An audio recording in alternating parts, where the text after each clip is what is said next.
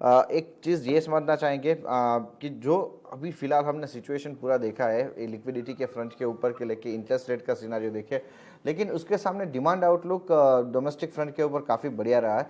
तो सर पहले तो ये बताएं कि यहाँ से आप क्रेडिट ग्रोथ की ट्रेजेक्टरी को क्या देख रहे हैं?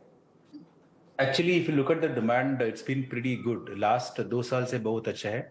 Immediately after COVID, demand pickup हुआ. Demand is quite robust. We are seeing traction across geography, all segments. Last few quarters, Canfin का सबसे बड़ा disbursement और book का number के ऊपर growth दिखाया. And even Q2 was very good. So going forward also, this would continue. As a guidance, we will be growing at about 18-20% both on disbursements and book. And if you look at asset quality, it's pretty stable. So outlook is very, very good. And next 3 to 4 years time, we will do very well, not just we, the entire industry as well. Right. Sir इसके साथ एक चीज़ और भी समझना चाहेंगे कि फिलहाल अगर हम कैनफिन होम्स की बात करें तो यहाँ पे सिचुएशन किस तरह से मार्केट शेयर के हिसाब से देखें और लोन डिसबर्समेंट के हिसाब से देखें तो किस तरह के ग्रोथ हमें देखने को मिली है, और साथ ही एसेट क्वालिटी के बारे में भी अगर आप कुछ शेयर कर पाए। कैनफिन होम्स का ग्रोथ अच्छा रहा है अगर आप तुलना करेंगे पिछले साल के हिसाब से। पिछले साल में हमारा 2 क्वार्टर का जो डिस्बर्समेंट था वो सेकेंड क्वार्टर में आया था, क्योंकि फर्स्ट क्वार्टर में कोविड था, इसलिए एक पेंट अप डिमांड था। उस हिसाब से इस क्वार्टर में ग्रोथ अच्छा देखने को मिल रहा है और डिमांड भी काफी अच्छा है। सो आने वाले दिनों में हमें लगता है will be able to sustain 18 to 20% growth. Right. Sir एक और चीज़ हम समझना चाहेंगे, फिलहाल अगर हम इंटरेस्ट रेट का राइजिंग सिनेरियो जैसे आपने बताया अभी सही अभी, अगर इस चीज़ को हम साथ में लेके चले तो क्या मार्जिन आउटलुक हम यहाँ पे देख सकते हैं? किस तरह के मार्जिन की उम्मीद हम आने वाले साल में कैनफिन होम से रख सकते हैं?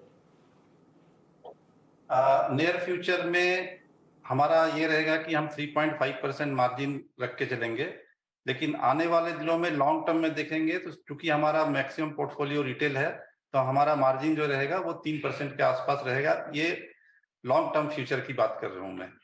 और पिछले क्वेश्चन में आपने पूछा था एसेट क्वालिटी का। एसेट क्वालिटी में हमें कोई कंसर्न नहीं दिख रहा है कैनफिन होम्स के एसेट क्वालिटी में।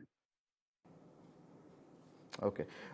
तो एक आखिरी सवाल रहेगा सर हमारी तरफ से कि जिस तरह से हम ग्रोथ की उम्मीद लेके चल रहे हैं, मार्जिन आउटलुक की ट्रेजेक्टरी को भी आप पॉजिटिव यहाँ पे बता रहे हैं, तो अगर आने वाले एमपीसी मीट जो है वहाँ पे फिर से अगर कोई इंटरेस्ट रेट राइज आता है तो इसके चलते हुए क्या लिक्विडिटी के फ्रंट के ऊपर कोई कंसर्न आती हुई दिखेगी, या तो फिर डिमांड आउटलुक के ऊपर क्या इसका कोई इम्पैक्ट रहेगा?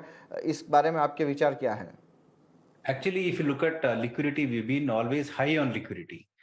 We've been always high on liquidity. In the interest rate rising scenario, also, I think most of the housing finance companies and NBCs will do well. Today, we are talking about 8.5%, 9% interest rate. I think 2.5 years back, the rates were much higher. We were talking about yields of 10.5%, 11%.